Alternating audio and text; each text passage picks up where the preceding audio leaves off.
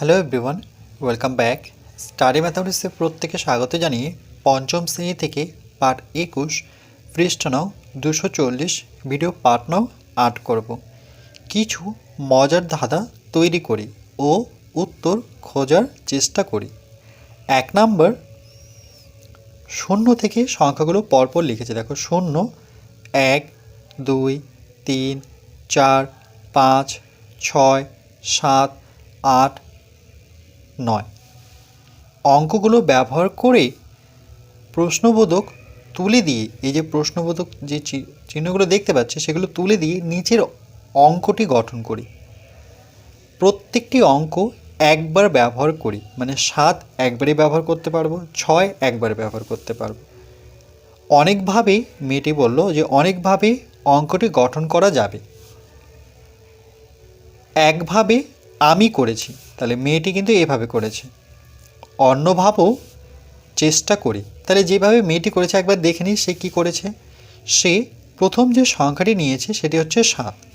এই যে দেখো 7, কিন্তু বড় থেকে ছোটোর দিকে সংখ্যাগুলো লিখেছে। 7-এর পরে 6, তারপরে 5। এটা কিন্তু একটা নিয়মের মধ্যে পড়লো।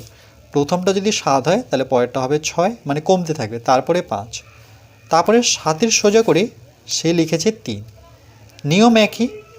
তাহলে প্রথম সংখ্যাটি যদি 3 হয় তাহলে যত ডান দিকে যাব তত সংখ্যা কমবে। 3-এর না, এখানে কিন্তু কমছে না। 3 লিখলো, তারপরে 2 লিখলো, 3 লিখলো, তারপরে 2 লিখলো। কিন্তু দেখো এখানে নিয়মটা দেখো, 3 লিখলো, 2 লিখলো, কিন্তু এখানে তারপরে একটা সংখ্যা কিন্তু পড়ে আছে, মাঝখানে একটা সংখ্যা পড়ে থাকলো, সেটা কত? 4। তাহলে 3 লিখলো, 3-এর বাঁ দিকে একটা সংখ্যা, সেটা এখানে লিখলো, আর 3-এর ডান দিকে যে সংখ্যাটি রয়েছে সেই সংখ্যাটি নিল, সেটি কত? 4। এবার 5 আর 4-এর যোগফল করলে কত? 9। 6 আর 2-এ যোগ করলে কত? 8। 7 আর 3-এ যোগ করলে কত? 10। তাহলে 1, 0, 8, 9। এবার অন্যভাবে আমরা একটা চেষ্টা করি।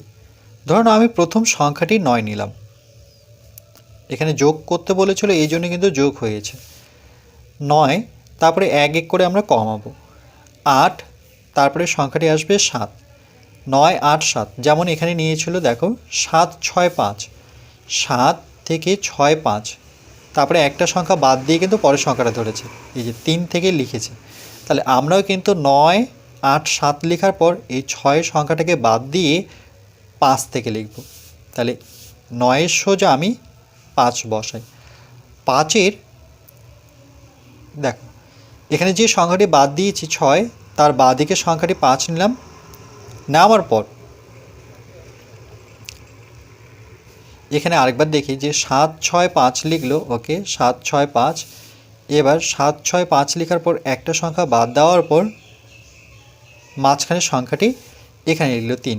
তাহলে দেখো আমরাও কিন্তু এখান থেকে 3টা সংখ্যা লেখার পর মাঝখানের সংখ্যাটা বাদ দেওয়ার পর 5 লিখেছি। এবার 5-এর বাঁ দিকে যে সংখ্যাটি আছে সেই সংখ্যাটি বসাতে হবে, সেটি কত?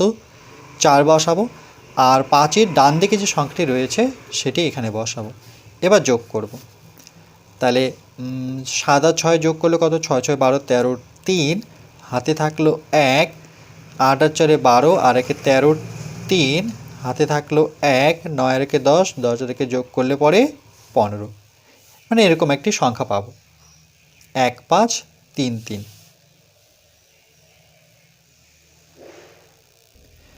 এরপর 2 নম্বর প্রশ্ন।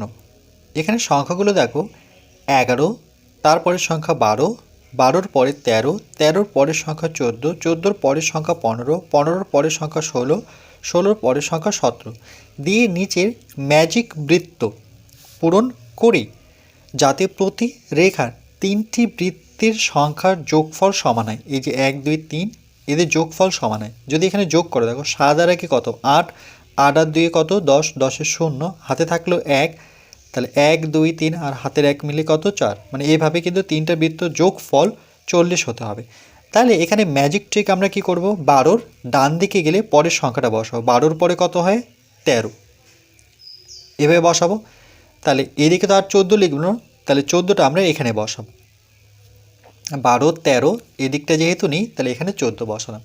এবার এখানে 17, যেমন এটা ডান দিকে গিয়ে এর মানে 12-র পরের সংখ্যাটি লিখেছি, তাহলে 17 এটা উল্টো করব, মানে এই দিকটায় লিখব না, অপোজিটে লিখব, মানে এর বিপরীতে। যেমন আরেকবার বলছি, 12 ডান দিকে 13, তাহলে 17 ডান দিকে এখানে কিন্তু 18 বসাবো না, আমরা এই দিকটায় তার আগের সংখ্যা বসিয়ে দিই। 17 আগের সংখ্যা কত? 16 বসাই। আর 16 আগের সংখ্যা কত? 15। কেন কি এই সংখ্যাগুলো নিয়েই তো করতে হবে। যেমন 17 ছিলই, সেটা তো লিখতে পারবো না। তারপরে 11 ছিল, সেটা লিখতে পারবো না। 12 ছিল, লিখতে পারবো না। এবার এই যে 4টা সংখ্যা পড়ে থাকলো, 13, 14, 15, 16, এই সংখ্যাগুলো বসাতে হবে।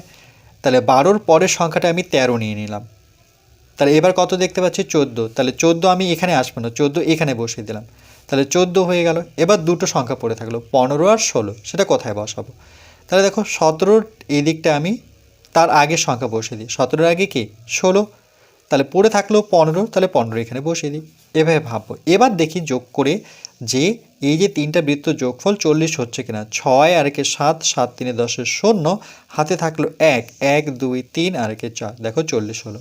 এই দিকটা দেখলেই হয়ে যাবে আমাদের 5 আর একে 6, 6 4 10 0, হাতে থাকলো 1, 1 2 3 আর হাতের 1 মিলে 4। তাহলে দেখো যে দিকটায় যোগ করি না কেন যোগফল 40 হচ্ছে। অন্যরকম আরেকটা সমাধানের চেষ্টা করি। তাহলে প্রথমে আমরা ঠিক একই রকমভাবে এভাবে কিছু সংখ্যা নেব। তো আমি যে কোনো সংখ্যা নিয়ে তোমরা করতে পারো। প্রথমে এখানে আগে সংখ্যা গণে নিই, কটি সংখ্যা রয়েছে। 1 2 3 4 5 6 7। তাহলে আমরাও 7টি সংখ্যা নেব। যে কোনো সংখ্যা থেকে শুরু করলাম। আমি 5 থেকে শুরু করলাম।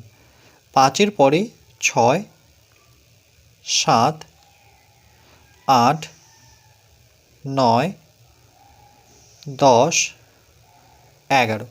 1 2 3 4 5 6 7টা সংখ্যা হয়ে গেল। এবার আমরা এখানে দেখো 11 হচ্ছে শুরুর সংখ্যাটা, মানে প্রথমের সংখ্যাটা। তাহলে আমাদের প্রথমের সংখ্যা কত? 5। তাহলে এখানে 5 বসে, এটাকে একটি বৃত্ত আঁক দিলাম। এরপর এখানে 17, মানে সব থেকে বড় সংখ্যা। তাহলে সব থেকে বড় সংখ্যা 5 নিয়েছি, সব থেকে বড় সংখ্যা 11, মানে প্রথমের সংখ্যা আর শেষের সংখ্যা। তাহলে সেটা ঠিক এর উপরে বসাবো, এর উপরে বসাবো 11। এরপর এখানে 11-র পরের সংখ্যাটা 12। তাহলে এখানে 5-এর পরের সংখ্যাটা কত? 6। তাহলে এখানে আমরা রাখবো ঠিক এর নিচে 6কে রাখবো। এবার এটার মতো করেই করব। 12-র পরের সংখ্যা 13। তাহলে এখানে 6-এর পরের সংখ্যা সেটি কত? 7। এটা ডান দিকে রাখবো, এখানে লিখব 7।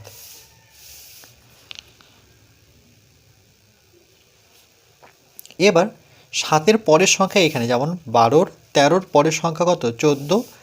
তাহলে এখানে 7-এর পরের সংখ্যাটি কত? 8। তাহলে সেটাকে আমরা রাখবো ঠিক এখানে। এবার 17-র ঠিক আগের সংখ্যা 16। তাহলে এখানে 11-র আগের সংখ্যা কত? 10।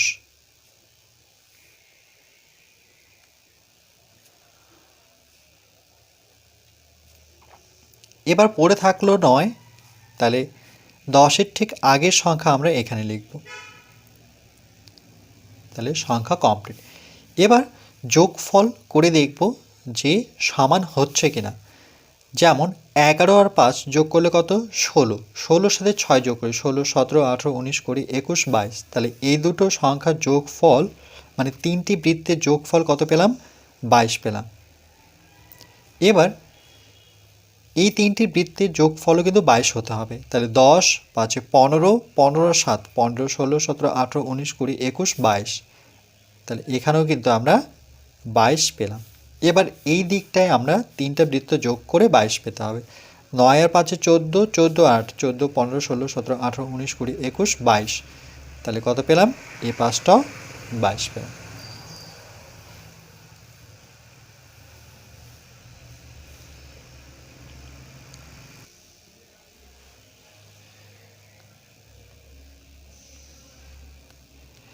এরপর পরবর্তী পাঠ নাম্বার 9 আমরা পৃষ্ঠা নাম্বার